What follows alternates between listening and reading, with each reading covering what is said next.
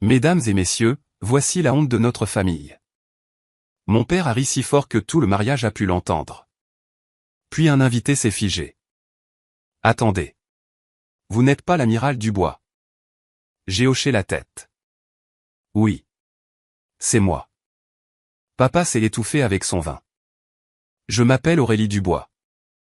Ce soir-là, mon frère, Julien, a porté un toast à sa nouvelle épouse. Mon père a levé son verre et a fait de moi la cible de sa blague. Tout le monde s'est tourné pour le regarder. Nous étions dans une salle des fêtes décorée de guirlandes lumineuses. Les chaises métalliques crissaient, les fourchettes tapotaient.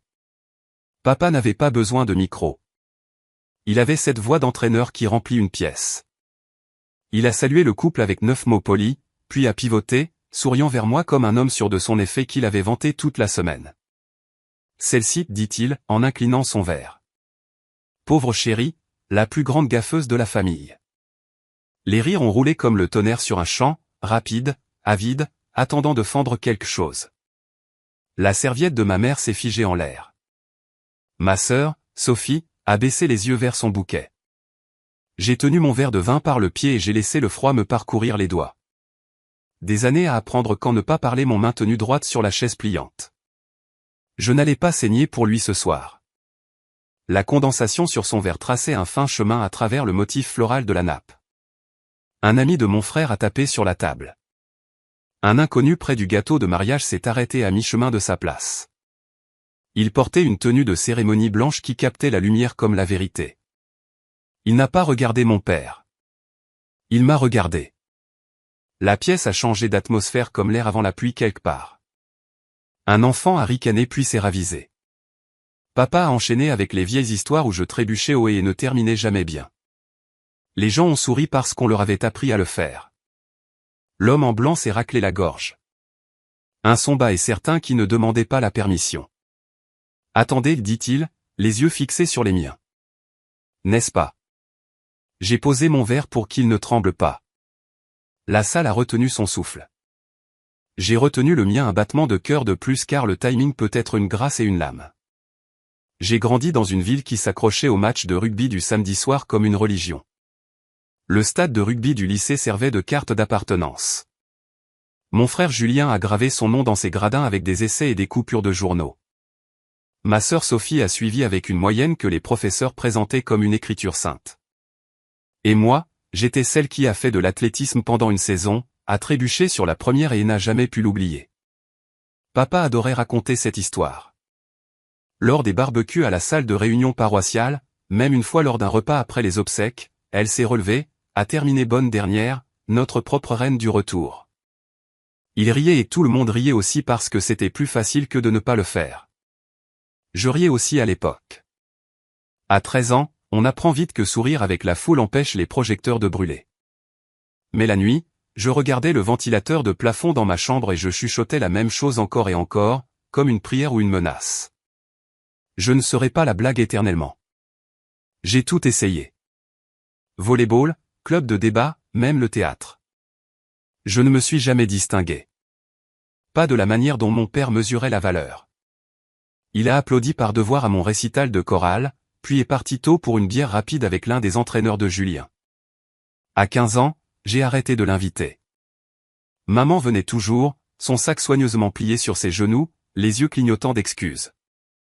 Elle ne disait jamais rien. Une nuit, j'ai ramené un projet scientifique dont j'étais fier. Des fils, de minuscules ampoules s'allumant en séquence. J'ai attendu au plan de travail de la cuisine pendant qu'il regardait le journal des sports du soir.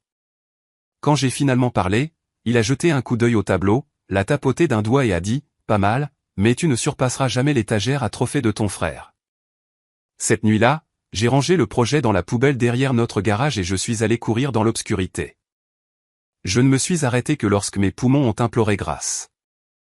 Après cela, j'ai arrêté d'essayer de l'impressionner, mais je n'ai pas arrêté d'essayer. Je me suis réveillé plus tôt, j'ai couru plus loin, j'ai poussé mon corps jusqu'à ce qu'il tremble, et dans le silence juste avant l'aube, j'ai commencé à lire l'histoire de la guerre, la stratégie navale. Des histoires de femmes qui avaient commandé des navires et porté un poids sans applaudissements. Personne ne le savait encore, mais je commençais à construire quelque chose.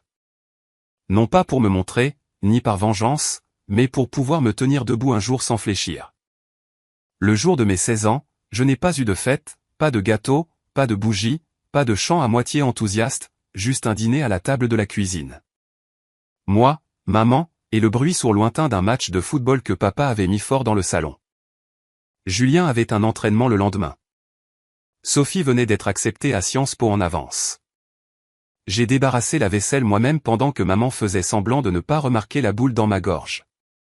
Cette nuit-là, je n'ai pas pleuré. J'ai enfilé un sweat à capuche, serré mes lacets et couru jusqu'à ce que tout le quartier se confonde en soufflé en asphalte. La lune était haute quand je me suis arrêté, les mains sur les genoux, les côtes douloureuses, quelque part entre le 5e et le 6e kilomètre. J'ai fait un vœu, pas à voix haute, pas même à Dieu, juste en moi, vif et silencieux comme une étincelle de silex. Je ne le laisserai plus jamais me définir. J'ai arrêté d'attendre son approbation après cela.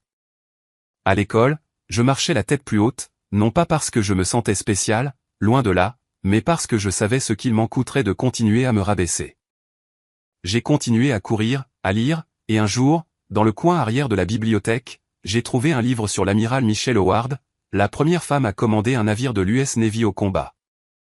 Je l'ai lu d'un bout à l'autre en une seule fois, les genoux repliés sous moi, les doigts se serrant à chaque page. Le lendemain matin, j'ai commencé à faire des recherches sur la marine. Pas seulement la voie d'enrôlement, mais tout. Structure, grade, histoire.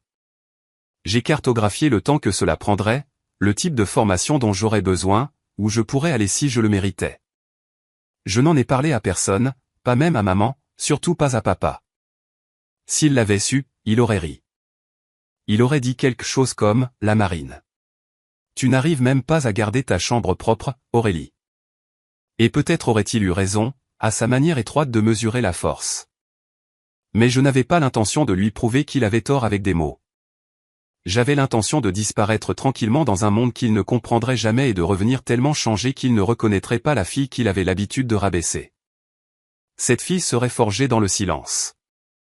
Et le silence, j'apprenais, pouvait être un pouvoir. Le premier matin des classes militaires, nous avons été tirés du sommeil à 5 heures par un sifflet qui semblait avoir des dents. Mon cuir chevelu picotait encore de ma coupe courte, et ma camarade de chambrée pleurait déjà avant que ses bottes ne touchent le sol. Mais je me suis déplacé rapidement. J'étais prête pour ça. Je m'y étais entraîné depuis mes 16 ans, même si personne d'autre ne le savait. Les instructeurs n'avaient que faire d'où vous veniez. Ils n'avaient que faire si votre père pensait que vous étiez inutile ou si vous étiez sorti major de votre promotion. Ils se souciaient de l'effort, de la détermination, du nombre de fois où vous vous relèveriez après qu'il vous ait mis à terre, littéralement et autrement. C'était le terrain de jeu que j'avais attendu toute ma vie. Pompe sur le béton jusqu'à ce que mes coudes tremblent. Marche sous la pluie avec un équipement qui transperçait jusqu'aux os. Frotter les sols jusqu'à ce que mes phalanges se fissurent. Et à travers tout cela, sa voix dans ma tête. Tu n'y arriveras jamais. Tu ne finis jamais rien. Sauf que maintenant, je n'essayais pas de finir pour lui. Je finissais pour moi. Quand j'ai reçu mes premiers ordres de déploiement, je n'ai pas hésité. L'encre sur le papier a eu l'impression d'une porte qui se déverrouille. J'ai été envoyé à Bahreïn, puis en mer de Chine méridionale, plus tard en Irak. Je n'étais pas de l'infanterie, mais la guerre ne se soucie pas de votre titre de poste. Une fois, j'ai maintenu la pression sur la cuisse d'un jeune fusilier marin tandis que le sang imbibait nos 2 uniformes. Tout le côté gauche de mon corps s'est engourdi de peur. Mais je n'ai pas bronché. Il a survécu. J'ai écrit son nom dans un carnet que je gardais plié dans ma poche de poitrine. J'ai toujours ce carnet. Les noms sont plus nombreux que mes médailles. Dans la marine, j'ai appris le poids du silence. Pas celui qui vous éteint, mais celui qui vous endurcit, qui vous apprend à diriger par l'action, non par le volume. À ne parler que lorsque vos mots ont du poids. Les années ont passé. J'ai gravi les échelons lentement.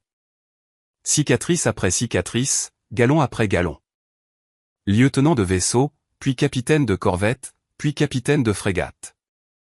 À ce moment-là, le respect ne me surprenait plus, mais il me faisait encore mal la partie de moi qui avait tant voulu être vue. Une fois, juste une fois, par lui. Je n'étais pas rentré chez moi depuis près de 8 ans lorsque l'invitation au mariage est arrivée.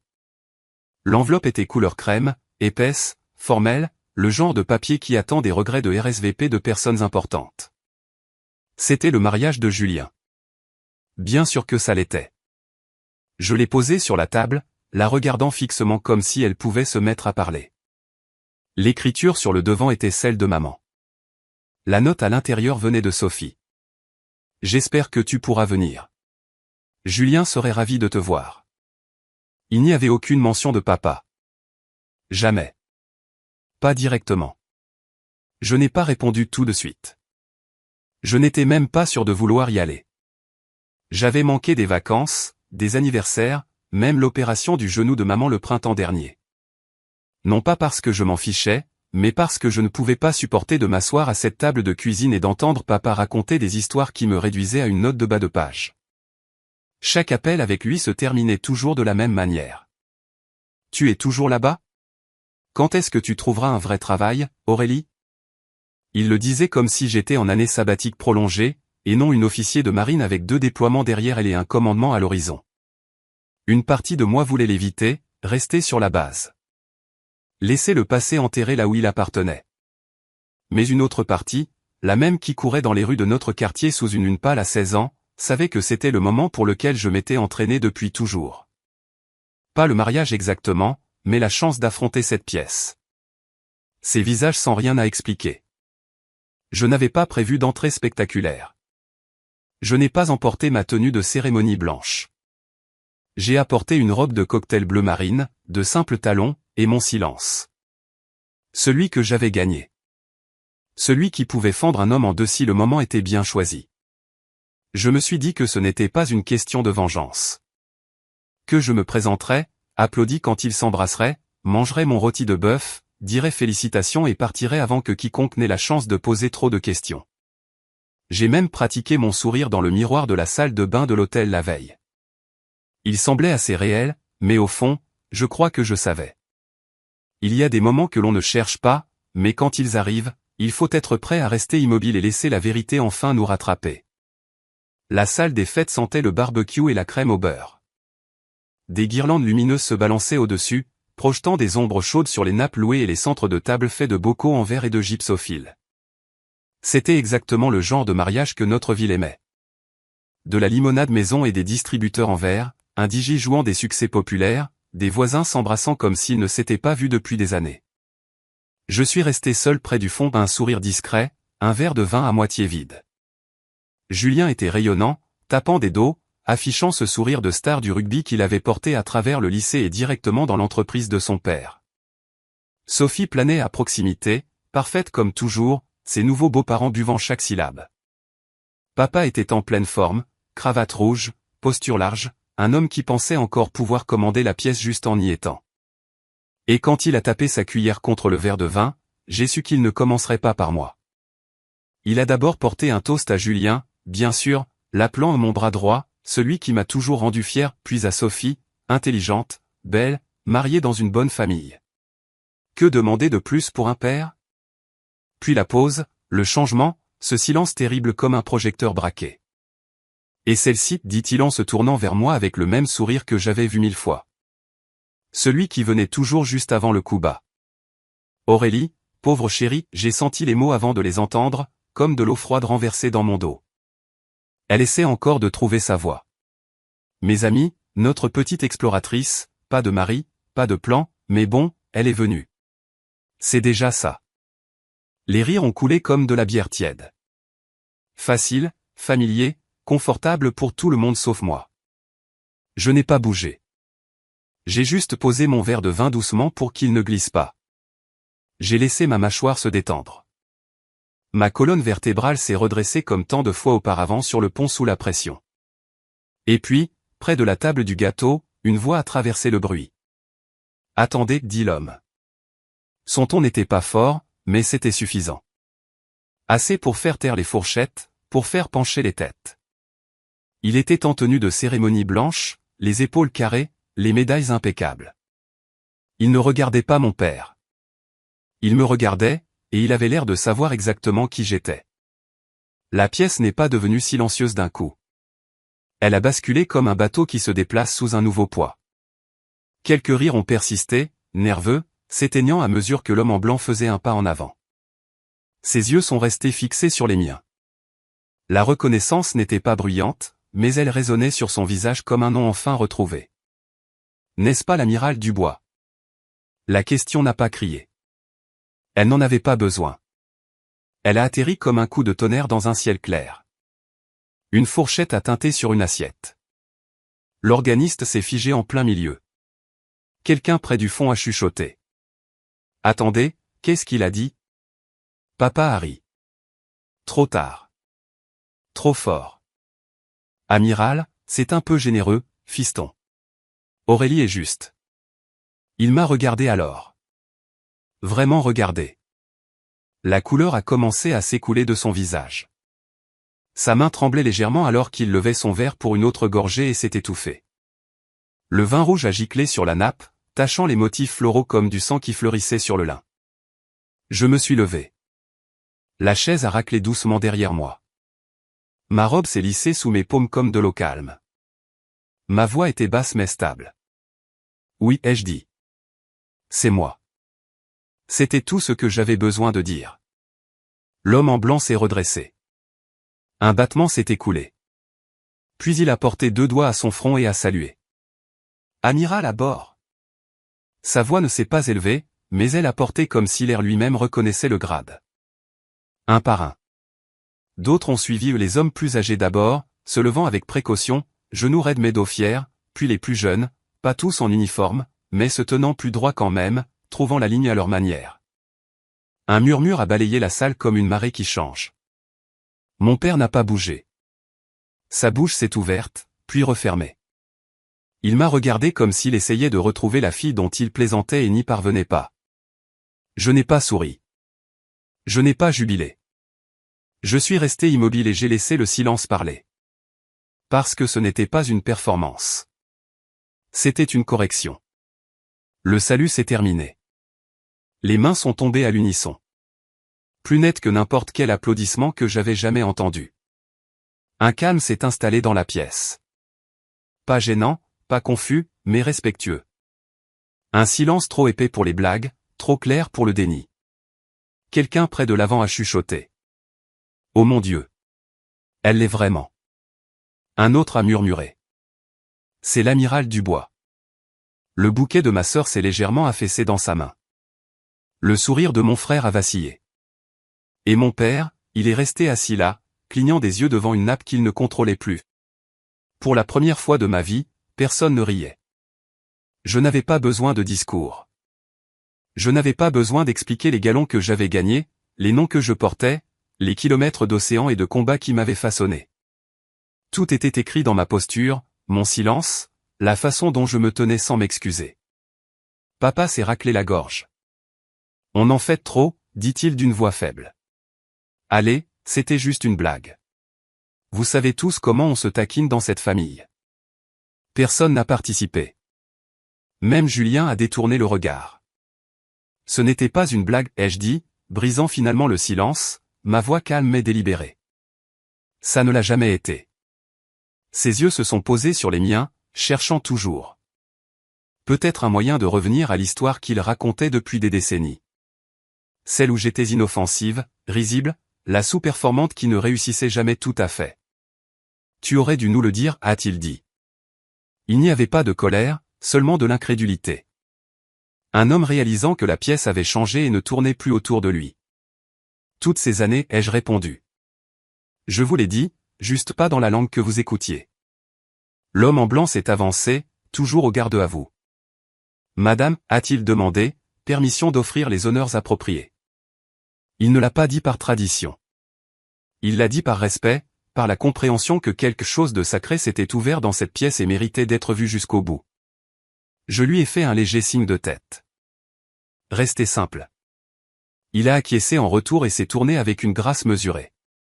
Il a levé 2 doigts à sa tempe une fois de plus, et cette fois les saluts sont venus non pas d'une obligation, mais de quelque chose de gagné, de quelque chose de reconnu, de quelque chose d'indéniable. Mon père n'est pas resté debout, mais l'histoire, elle, s'est tenue, et elle ne lui appartenait plus.